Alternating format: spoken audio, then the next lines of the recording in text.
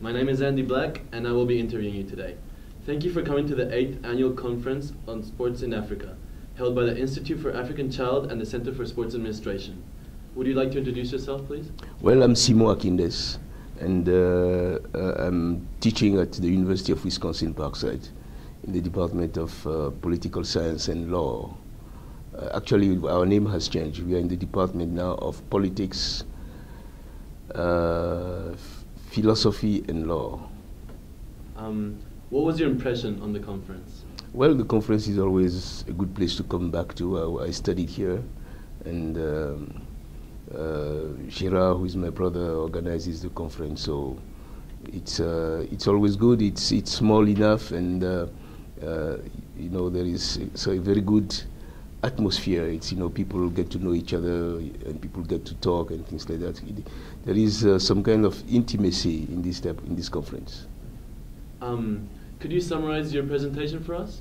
Well, my presentation is just an exploration of an idea that a question that I've been asking myself. I haven't conducted any specific research. I mean, apart from reading here and there and following the events, I've not been to the field really. But it's about trying to understand how, you know, the migration of African football players to Europe is affecting the community. Is it positive? Is it negative? What are the influences on the community that they live? So it's about that, and it's because, you know, a lot of people are now following all these teams. You know, they are wearing their jerseys left and right. They even put their names, their own names, on the jerseys of those teams. It was about a question of trying to understand, you know, how they identify themselves with those teams. Because the identification must be very strong, because your colleague here, Kwame, has a jersey of FC Barcelona, and that's one of the latest jerseys, and his name is on it. You know, I was expecting to see Messi's name, so I would like to know what's happening in the minds of people like him. What do you think about this year's theme, which is sports and community building in Africa and the Global South? Well, I think it's very important because we have to refocus. Sport in the past 2 decades or so has been so much concentrated on business, on winning, you know, and people have got a very distorted view of what sports should be. First of all, it's a game.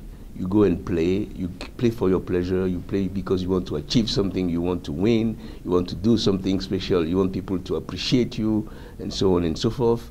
I'm not saying that it is not, that has disappeared, but what I'm saying is that, you know, for instance, African youth, so what they have in mind is playing so that they can get to all these big teams, you know. So the focus is different. They are not playing to strengthen the community. They are not playing to unify the community. They are not playing because, you know, people are going to get together and people are going to forge new solidarities within the community. But they are playing mostly because they have that in mind. They are obsessed with that.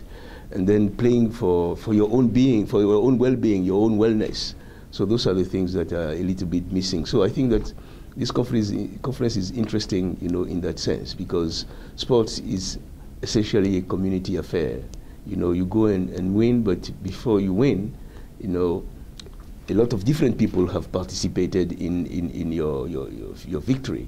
You know, from the coach to the doctor, you know, the people who are feeding you, the people who are encouraging you, and things like that. So it's more a community affair. So we need to refocus a little bit. I don't know what's going to be the effect of this conference in the big picture, but it is important to do that and not to focus essentially on big business and their understanding of community.